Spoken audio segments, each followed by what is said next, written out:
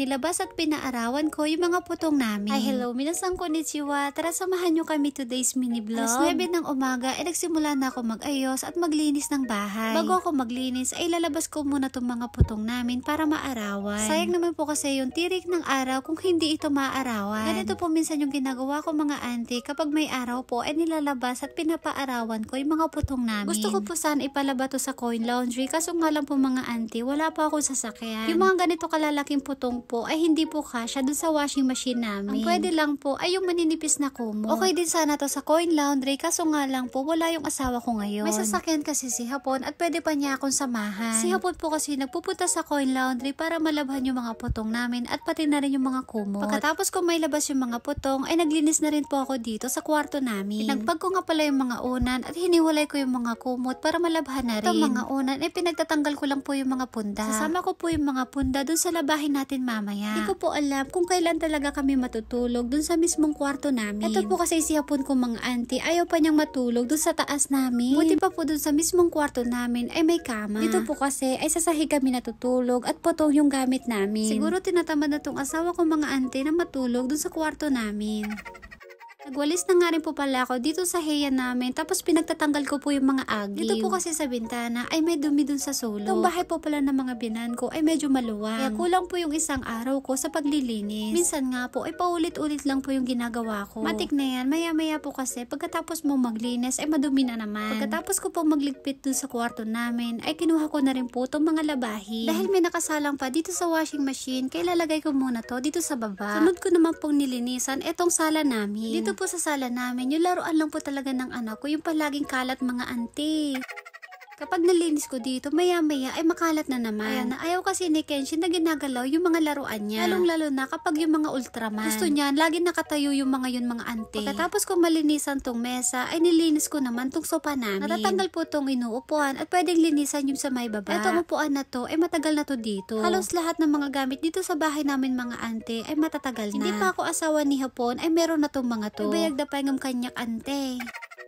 Etong pinupunasan ko nga pala mga auntie ay natatanggal po yung punda. Lalabahan ko sana to ngayon kaso nga lang marami pa akong labahin. Kaya punasan ko na lang muna at sa susunod na araw ko na lang labhan. Pagkatapos ko pong malinisan ay binalik ko na rin po kagad. Kenshin naman po ay busy sa pagwawalis. Sa sobrang busy ko po hindi ko napansin na nagwawalis pala tong anak ko. Buti na lang ay magaling na po si Kenshin. Isang araw po kasi siyang nilagnat, buti na lang po ay okay na siya. Maraming salamat po sa lahat ng mga nag-alala sa anak ko mga auntie. Sobrang nakakataba po ng puso. So, grabe po yung pagmamahal nyo sa amin. Simple lang po itong mini vlog ko araw-araw na sinishare ko sa inyo. Taos puso po kami nagpapasalamat. Simple lang po itong mini vlog ko pero nagustuhan nyo po. Pagkatapos ko po magtupi, ay nagwalis naman po ako. Alam nyo mga ante, minsan mas gusto ko nagwawalis kaysa nagbabacuum. Feeling ko po kasi mas nakukuha yung kalat kapag nagwawalis ako. Pagkatapos ko pong walisan, ay nagmap naman po ako dito sa sahig. Alas 12 po ng tanghali, ay nakaramdam na po ako ng gutom. Kaya nagprito po ako dito ng isda para makakain na kami ni Kenshin. Pagkatapos ko po magluto ay tinawag ko na rin po yung anak ko para makakain na kami. Gutom na talaga ako dito mga auntie. Gusto ko nang kumain ng kanin. Si Kenshin naman po mga auntie, sa umaga po ay pinapakain ko siya. Tinapay po siya, yogurt o kaya naman prutas. Tapos sa tanghali naman po ay sabay kami kumakain ng kanin. Etong pagkain nga po pala ni Kenshin ay tsahang, itlog at isda. Pagkatapos po namin kumain ay nagpahinga lang saglit tapos diretso na po ulit sa paglilinis. Nagwalis ako dito sa may gengkan at naglampaso na rin. Minsan nahihirapan ako sa paglalampaso dahil maraming tinta ng ballpen mga ante.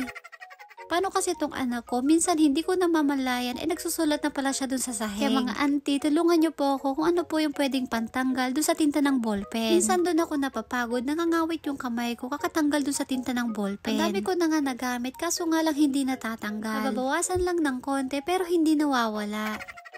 Pagkatapos ko po maglampaso ay sinampay ko na rin po dito sa labas yung mga labahin namin. Pagkatapos ko po magsampay ay maglalaba na naman ako ulit. Minsan napapaisip ako, hindi na kasi natatapos-tapos yung mga gawain ko dito sa bahay. Pagkatapos ko maglaba ay meron na naman akong lalabhan.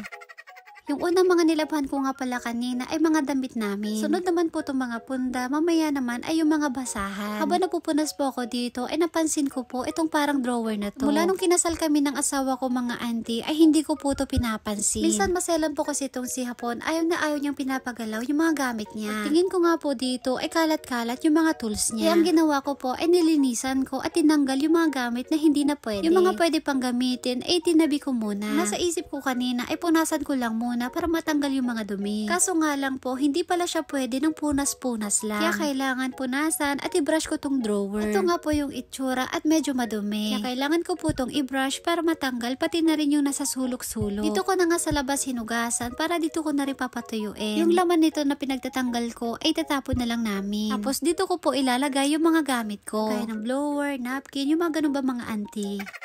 O diba, wais tayong mga nanay mga auntie, hindi na natin kailangan bumili ng bago. Buti na lang talaga naisip ko tong linisan. Kabahan kasi ako na galawin ko tong gamit ni Hapon, baka magalit siya. Akala ko kasi yung mga nakalagay dito ay mga importanteng gamit. Akala ko lang pala yun mga auntie.